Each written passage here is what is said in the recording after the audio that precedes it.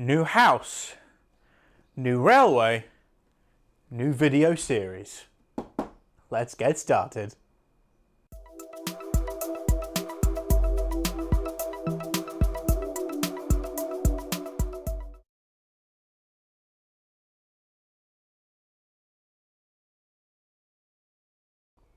So we're going to lay the cork from this point, the end of this point, round this corner to about here somewhere. I choose to do the cork laying in sort of in sections, because otherwise you're dealing with a big old roll like this and it's flapping around, it's rolling around on top of the baseboards, knocking things off, falling on the floor, and you end up falling over it and everything gets in everything else's way. So I like to do it in little bits at a time. It makes things a bit easier, it's more manageable, and you also don't get glue absolutely everywhere. This is a pre-sized, or camera's backwards. This is a pre-sized roll of cork from the same company I got the cork from for the shuttle layout. So this is SPD UK. I bought all of this track and the cork and the point motors and everything else from Derails, link in the description below. There's no affiliation. You know, I just had a very good experience using them for the first time. And this is pre-sized to N gauge. You can see it's half the size of a piece of 00 track. I don't have a piece of 00 track, but it is half the size. If I put a piece of track on it, you can see that it's roughly the right size. Now, the reason that we're putting cork underneath the track is the same reason we put the cork underneath the track of the shuttle layout. It's because it makes it look better once you've got ballast down. You end up with a nice ballast shoulder, as per prototype railways.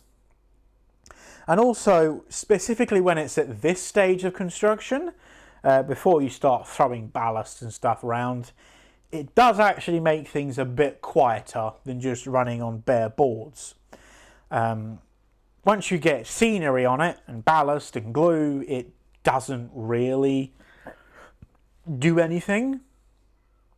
But at this specific stage, it really does help quieten things down. Let's carry on with this work. Have I zoomed in? No, I haven't.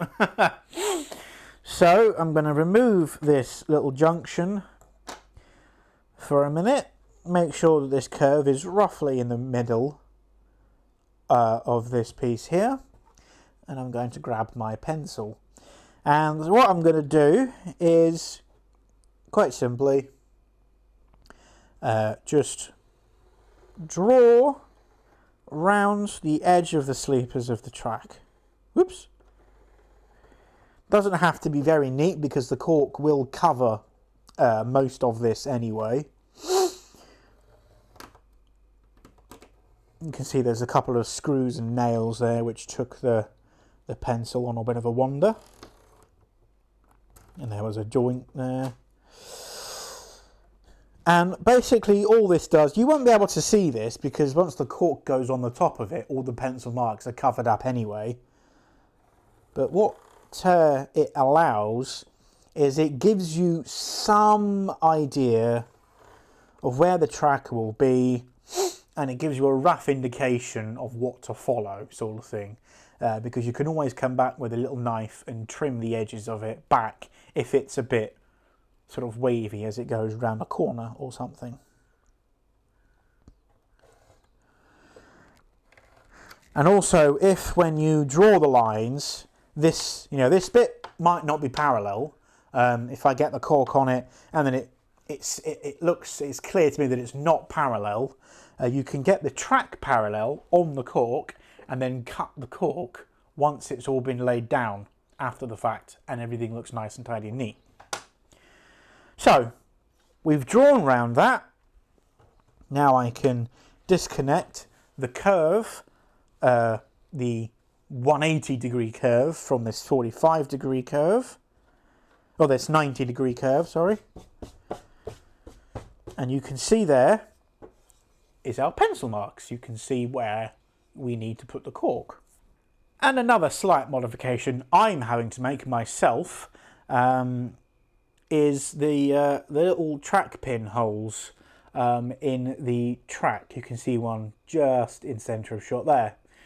Now these are designed for track pins that are slightly smaller than what I'm using. I'm using, I think they're Jarvis ones, using these ones here. Again, I normally use Pico ones. For whatever reason, I couldn't find any Pico ones, so I'm using these Jarvis ones instead. They do the same thing.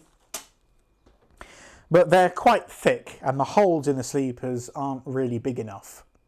So I've had to drill some of them out a little bit on the track that I've already laid off camera behind there. So that is another step that I will have to do before we can get this section of track down. Okay, so I don't know how big this drill bit is, but there it is. It's quite a small one. Come on, camera, there we go. It's nice and small, and it's roughly the same width as one of these little Jarvis track pins the camera's not going to focus on. So just an old piece of Pico track that I'm not using, and the drill. Going to drill from the underside.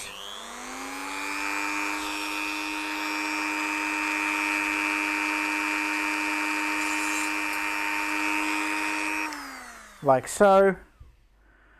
And then the track pin just falls through the hole, like so. Hopefully you can see just there. There you go. Nice and simple, and it goes in nice and easy. I'm only needing to do this because the Jarvis track pins are very slightly thicker than the Pico track pins. Again, your mileage may vary. Use whatever track pins you yourself want to use. So I'm going to drill the holes at the end of the track. I'm not really going to worry about the middle ones because the boards are fairly flat, and if I just sort of put it here, yeah, they're not too bad. It might need one here potentially. I'm going to drill these from the underside so I don't damage the top surface that we're going to be looking at if the drill wanders around, and then we can put the cork down.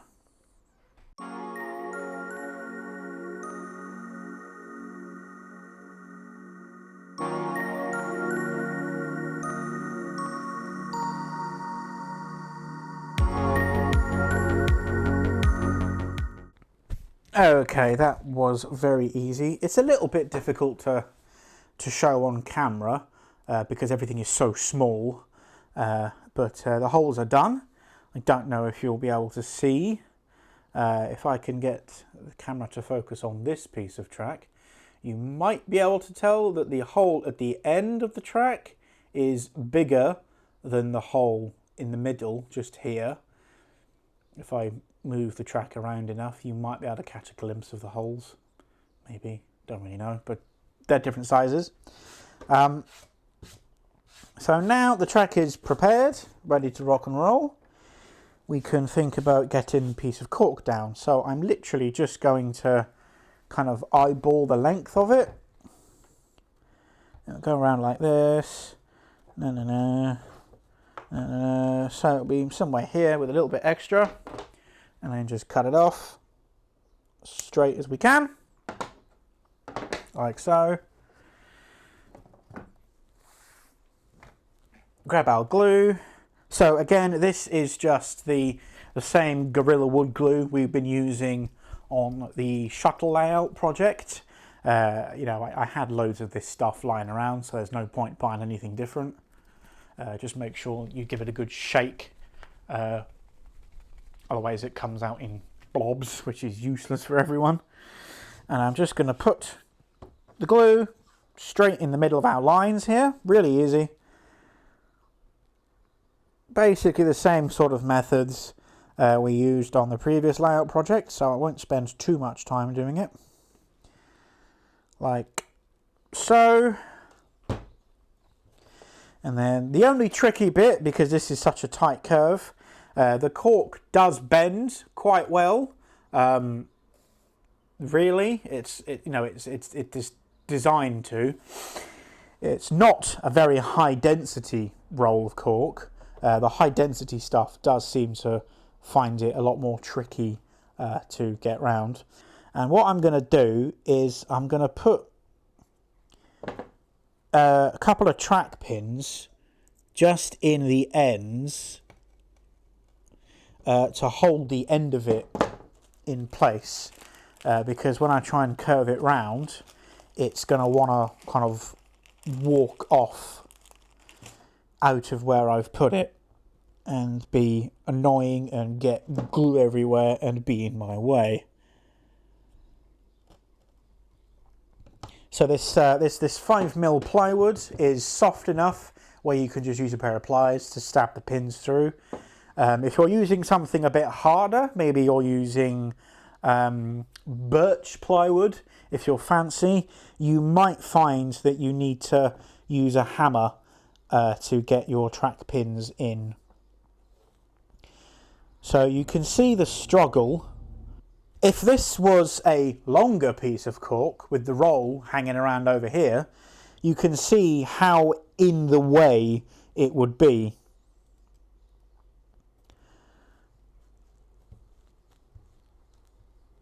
Which is why I prefer to do it in, smaller sections at a time, rather than trying to do it all in one go. Now, if you had, fairly relaxed curves on your layout, you could quite easily do it all in one go. If you were doing, 36-inch flex track curves, you could probably do it all in one go. But because these are, what are these? Are these 12-inch radius? I'm not entirely sure. First radius in this gauge is 9-inch. And this is second radius, so maybe it's a 10 or 11-inch radius. I'm not entirely sure. But it doesn't like to go round corners or curves that are this tight.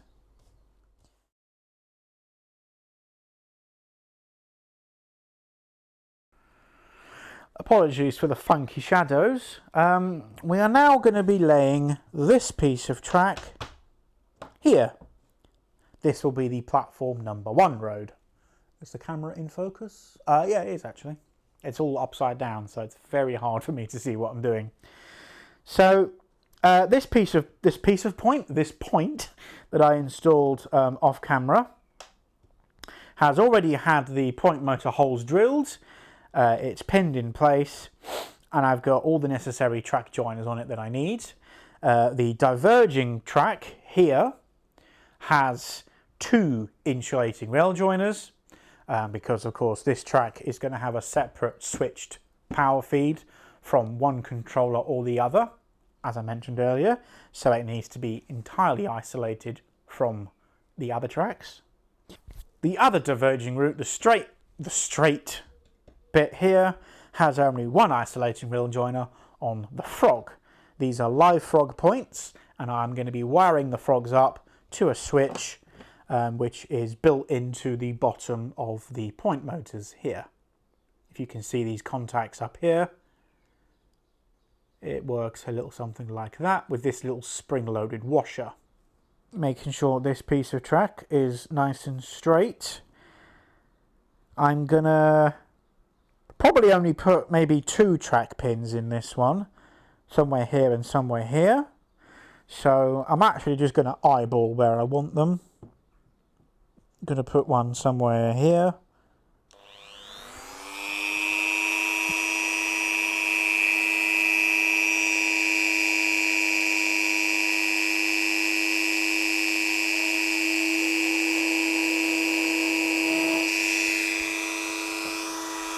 And one here.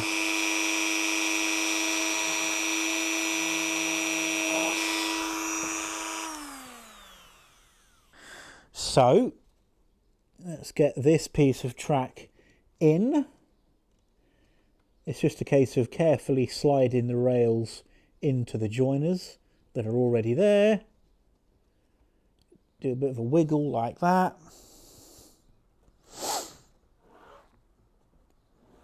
And it's in quite nicely. So a lot of people recommend using a mirror for this to get flex track nice and straight. Charlie from Chadwick advises using a mirror, and that, you know, that does work. I have used that method before, but personally, I find it much easier, not to mention cheaper, because I don't have to buy a tiny mirror, to just kind of eyeball it, really. Get down nice and low, close one of your eyes and just have a look. And I can see that's not actually that bad. I might need to unpin the end of this point and sort of move it in a little bit, because there is a slight kink on this join here. I don't know that I'm going to be that worried about it, really, if I get the track as close to the edge of the cork as I can. Bring it in a little bit. I don't think it's going to be that noticeable. It's so small.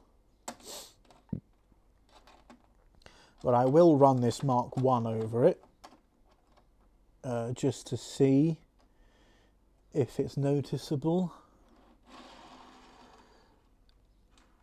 It is, but it's so subtle. I don't think it's going to matter.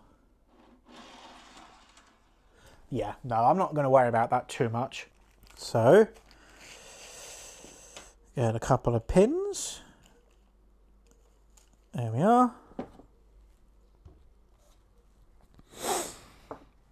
Now I do have a straight edge, there we go. So what I am conscious of is that the platform is going to be somewhere where this spirit level is. And the clearances in N scale are so teeny tiny, eeny weeny, that the track kind of needs to be right at the edge of the cork here. So I'm going to be sort of trimming it to size once I get to doing the scenery. So I need to get the track kind of as close to the edge of the cork as I can, really. And also I need to make sure that the track is, you know, as straight as I can possibly get it.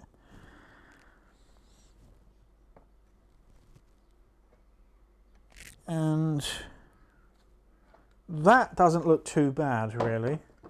That's a bit big for doing this kind of thing with, really. So I'm going to look at it this way as well.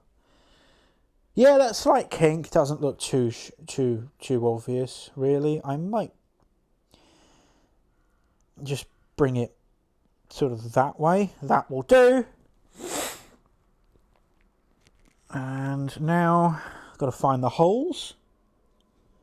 There's one. Hopefully you can see without my hand being in the way. Through the cork and into the plywood. And then just gently push it down until it stops. And that's nice and secure. Now I do apologise for the wobbly camera. The camera stand is on top of the railway, on top of the boards. The leg design that I did wasn't the best design. There's no angled bracing on any of the boards, so it is a little bit kind of teeter-tottery. It's up against a wall, so it's not too bad this way, but in every single other direction it is a bit on the wobbly side. Unfortunately, there's not a lot I can do about that, really.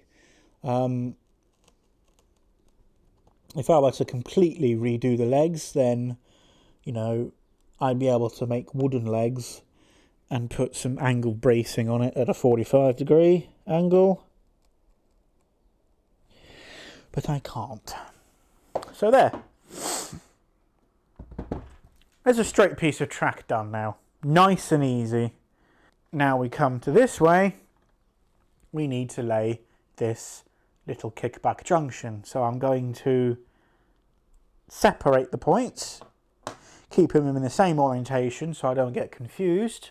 And yet again, we need to drill the chuck pin holes. Now, with these points specifically, you may be able to see, if I get the angle right, just at the end of the frog, so just here, there are little indents in the underside of the sleepers. Hopefully, as the camera brings into focus, there you go, you can see the little dents. They don't go all the way through. There is another one in the middle somewhere here as well. There it is, just behind the point blades, and then nothing at the end. So they are indications for track pin holes. That's where the track pin holes are in, you know, on the set track range. They're in the same positions. And I think to keep things consistent, Pico decided to put the little indents in the same place, so you know where to put pins if you need to. And also, I think because the indents go halfway through the sleeper, it makes it easier to push a track pin through. But of course, our track pins are a bit bigger, so we're going to have to drill it out anyway. But at least we know where to put them. Okay, there we go. So this is the, oops, this is the point that will be going here. I had it the other way around, and it will go somewhere here. Now I just noticed that rail is a bit shorter. I don't know if you can see that. You probably can't. If I can crop in, I'll show you. It is about 1 millimetre shorter. I didn't notice that before, I will say. So I'm going to get my track cutters. These are my new Xuron cutters. My old pair literally exploded on me. And I'm just going to use them to take a nibble off the end of this rail here. That looks about in line.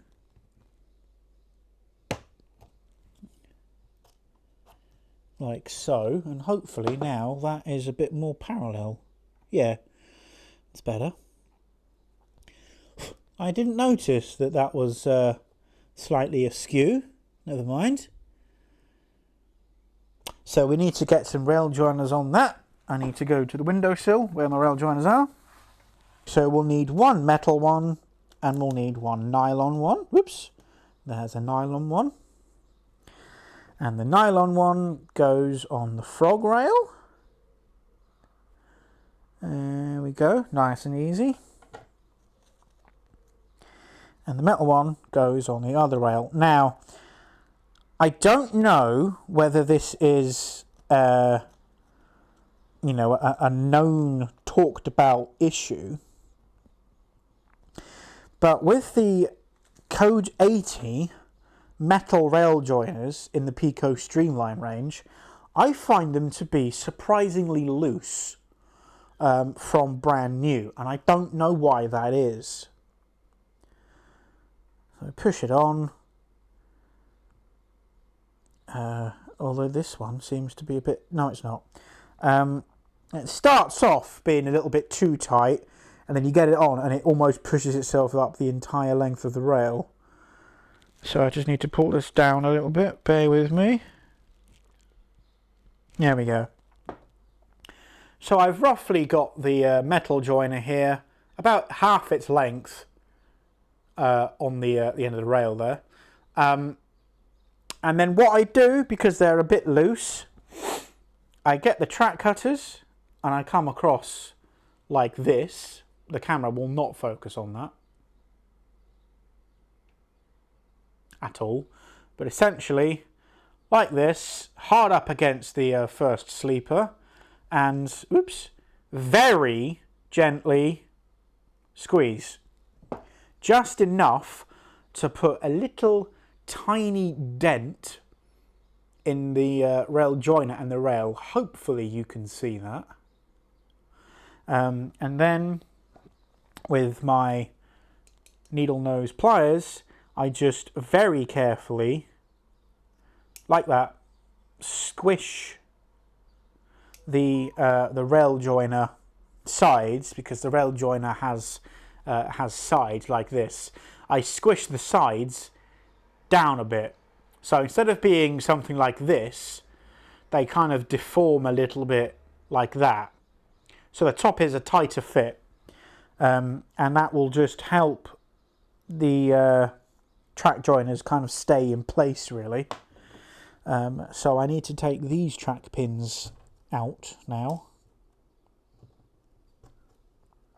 because the glue on this piece has basically dried.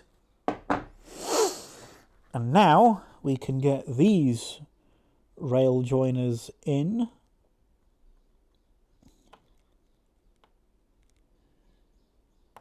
I know that my head is in the way of this shot. I do apologise. I can't always tell, there we go, if the insulating joiners have gone in or not, because everything's clear and see-through. It's really hard to see. Okay, there we go. So if I just get along down here, yep, that's about as in line as it's going to be.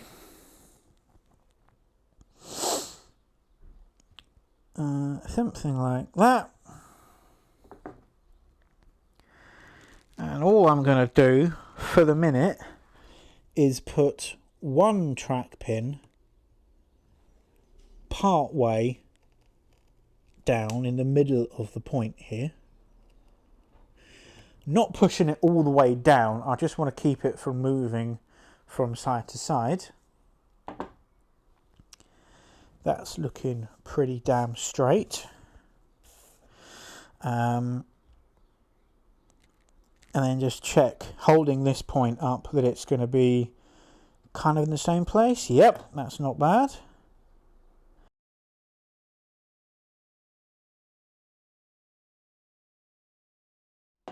As I mentioned earlier, the point motors that I'm using are the Gauge Master SEEP PM1s. They have a polarity changeover switch built right into them out of the factory, and that allows the frog of the point to be powered independently.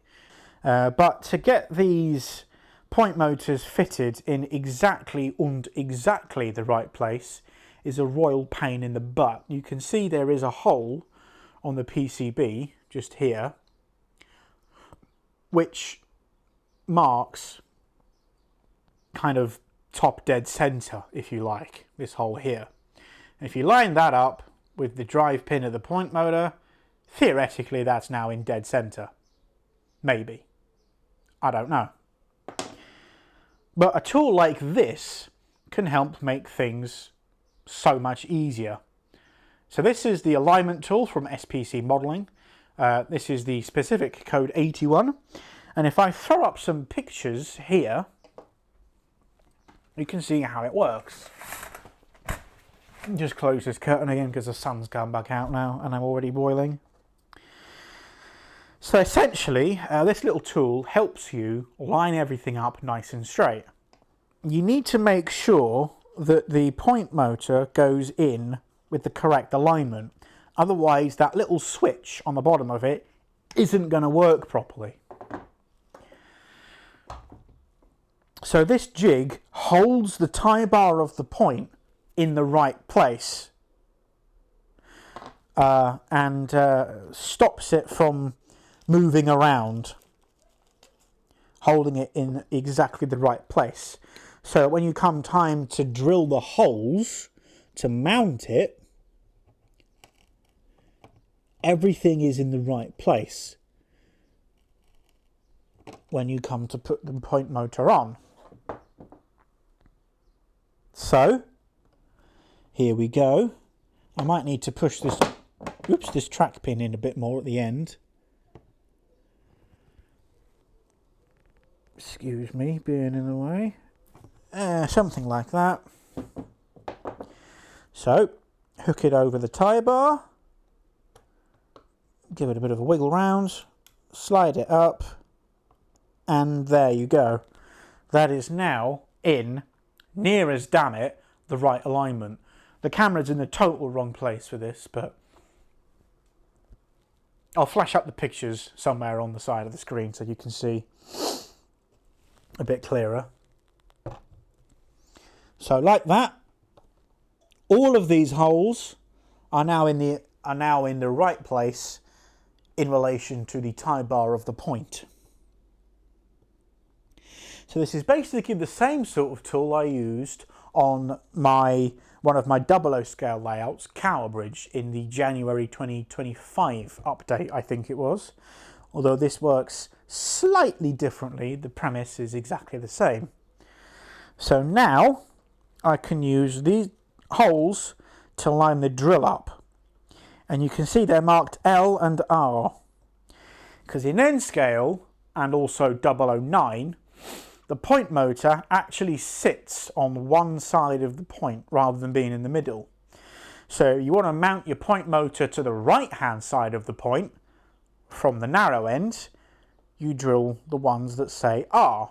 And if you want it on the left, you drill the ones that say left, obviously. Now I want all of the point motors to be facing in to the layout. So the point down this end was mounted to the right side of the point from the narrow end. This one is the opposite way round, so of course it needs to be from the left side. So all the holes that are marked L.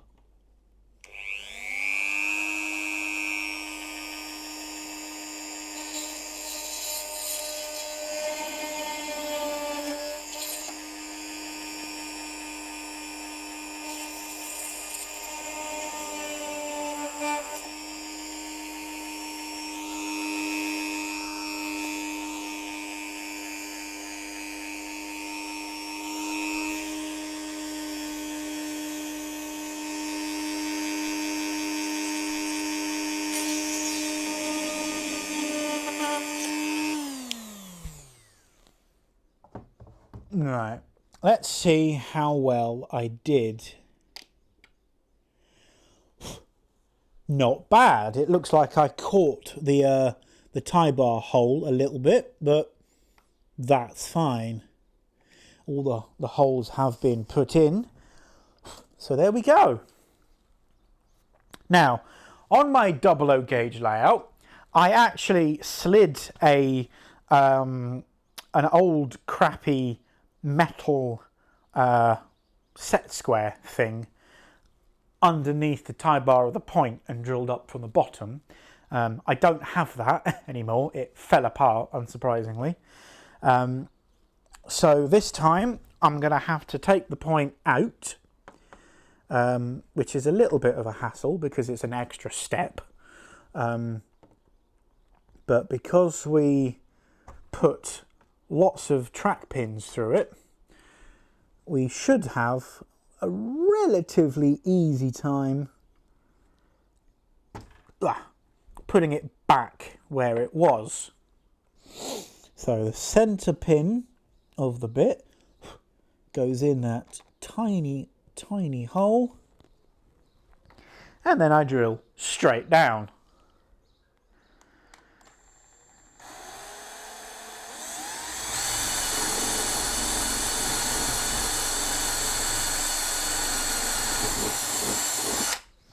These wood bits of mine are a little bit blunt, I will admit.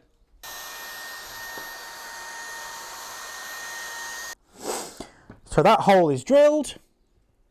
So now I can put the point back in and hopefully, yes, I can in fact see the holes that the track pins came from,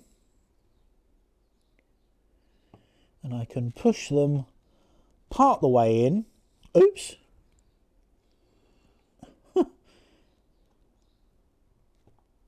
Maybe that one's not in. Maybe that one's not in the right place. So you can obviously tell that this isn't a perfect method. It helps if you have better eyesight and lighting, there we go, than I do. And also it would probably be easier if you did drill from up underneath. Get the point down, fix it in place, use the jig, drill the pilot holes, and then come back with a bigger bit for the tie bar from underneath, protecting the point with something. But unfortunately, I don't have anything to protect the point with anymore because it fell apart. Get the appropriate point motor out. Theoretically speaking, all of these point motors are manufactured to the same tolerances, but just in case they're not, I'm not going to use the same point motor to test every single one of them. This will be impossible to film, so I'm going to cut the camera and just do this by myself.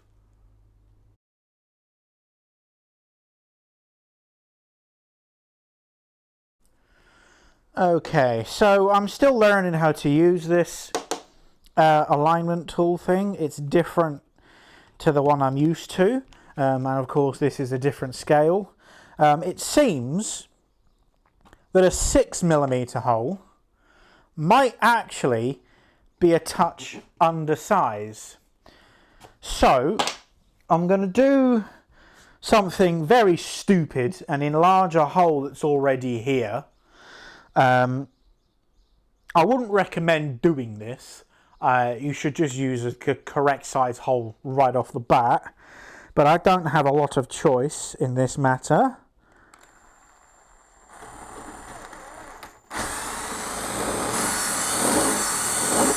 Like that, because what I noticed was while the point was going over nicely, the point motor wasn't. It would kind of hang around, you know, a millimetre or two off where it should be. And what can happen is, even though the point changes, this little, the drive pin here, as you can see, is pretty flexible.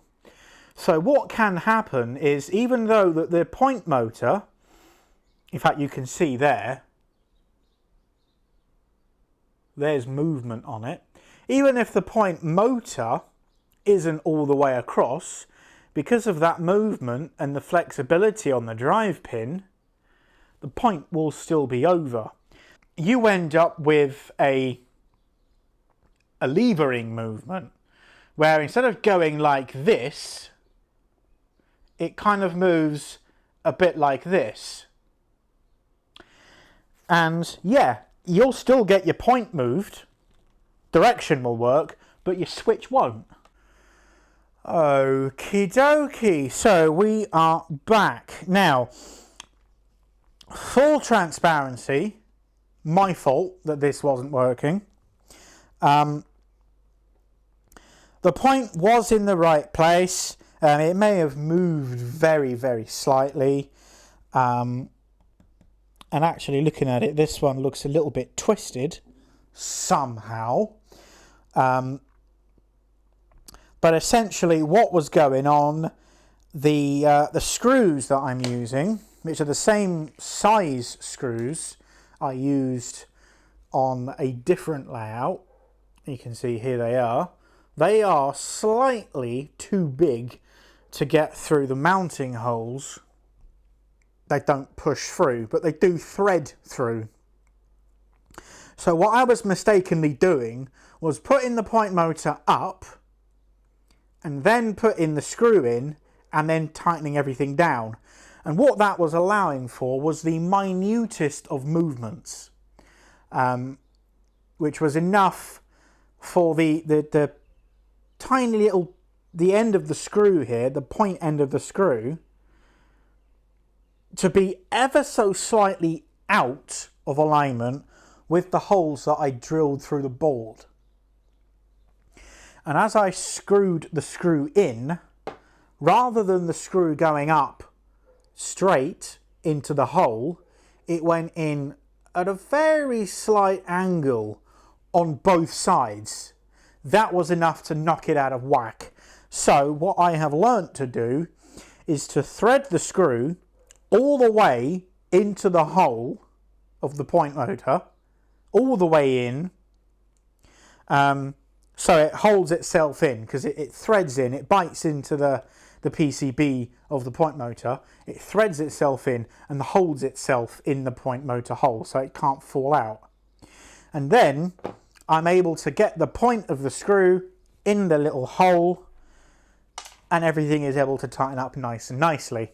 Now this one is slightly crooked, I can see that. I don't know how that happened. The point may have moved a little bit when I was using the jig, but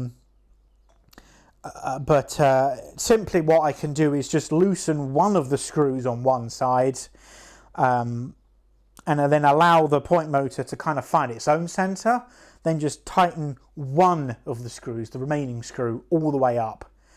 Because you can mount these with just one screw. If you do find that they are crooked like that, with both screws in, take one screw out, get it nice and straight so that it works, it throws easily, then tighten the other screw up as tight as you possibly can.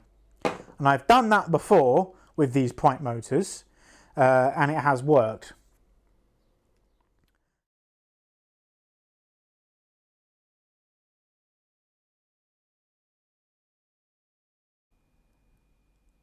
Okay, it's been a week and a bit since the last video. Last video? No, last clip. And as you can see, things have progressed. Now, full transparency, I did attempt to film the wiring of the layout, but for whatever reason, the SD card in this camera decided it was going to corrupt everything. 4 hours of footage, completely gone. I love it. It's cool. So, unfortunately, nothing survived. Nothing survived the Great Purge. But the layout is wired. It works very well. No derailments, no real electrical problems. Little switch panel here. I've put orange heat shrink tubing on the point switches and black tubing on the insulating switches, the isolating sections. Just kind of because. I don't really know why I did it. I just kind of like the idea of giving it some kind of color code. So in the event someone else ends up with this layout one day, if I sell it or I have to give it away if I move, they'll understand what the switches do and what they're for. They're all working very, very well. And the controller is here, plugged in, wired and working. And as you can see over the back, all of the point motors are also wired and working. Here we have a Pico PL10 point motor sitting in a PL something adapter base plate, so it can work above the baseboard. And then on top they all have the little hat there that is the little accessory switch for changing the polarity of the live frog here on the points. You can see there's the frog. It's all metal, so it's all live the whole time. And there's a set of dropper wires on one end of the point that goes to the point motor, the little polarity switch on the point motor. And then there's a single feed that goes out to the frog. In fact, you can see there's the cable just there for the frog. So essentially, depending on which way the point is set, you're either connecting the black power rail or the red power rail to the frog. So this whole area on the inside is live and nothing shorts out and everything is nice and smooth as it goes over. There's no plastic dead bit in the frog here, which, you know, can cause problems for tiny little engines. Okay, so I'm on the floor and we're going to have a look at the wiring underneath the layout.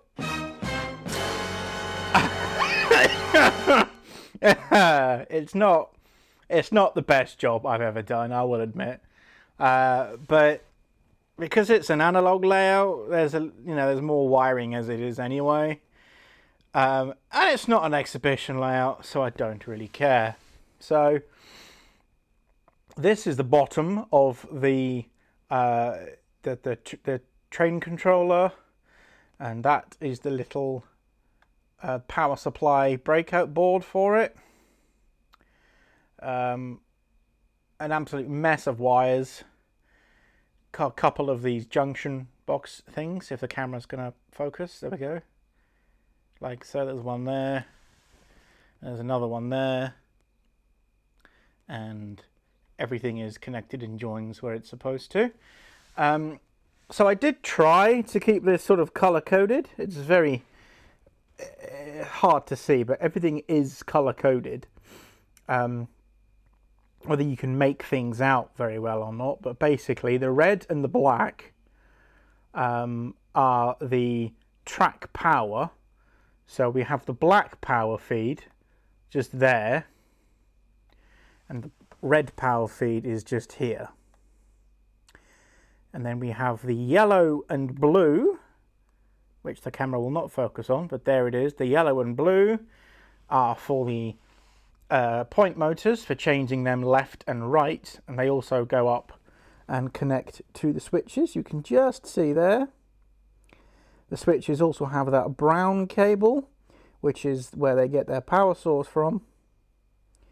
And the white cables that you can see in this rat's nest over here, they go to the section switches.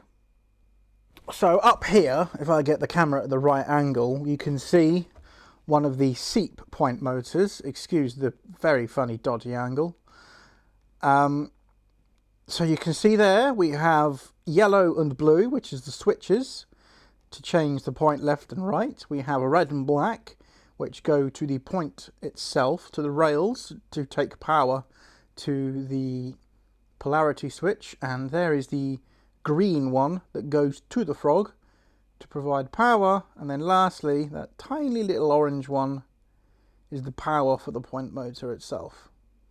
Over at this end, we have the what I call the jumper cable, which is just a computer lead. It's a 25 pin D sub connector with a breakout board, and then any wiring that needs to go between the main board, board 1 and board 2, goes through that connection there and onto the other side. So you can see we've got some switch cables going in there for the point motors.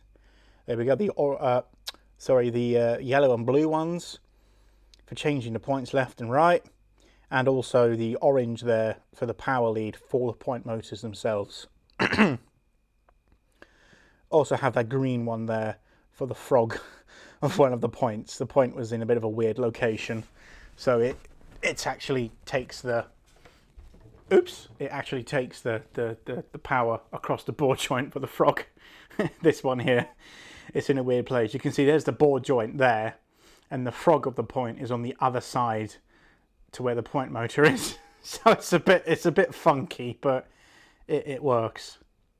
And that's mostly, it's mostly done. I still need to solder the rails to the Model Tech rail aligner thingies. I've done all the ones in the storage. In fact, you can see one just underneath the IVET, IVET tender, and you can see the other one just behind it underneath that collet coach. So theoretically, once I've soldered these ones and I've cut all the rails along this joint, the boards can be separated at any point. And it will be nice and portable. So I can't show you any wiring because it's done. So I don't really know what else to say, really. I'll go over in the next video will be like a proper in-depth look at the power and control for the layout, how it works, why I've got it the way it's been done, and everything like that. because this video is getting on long enough as it is, and you don't want to listen to me waffle about how it works. You just want to see it work. So why don't we get on and do that?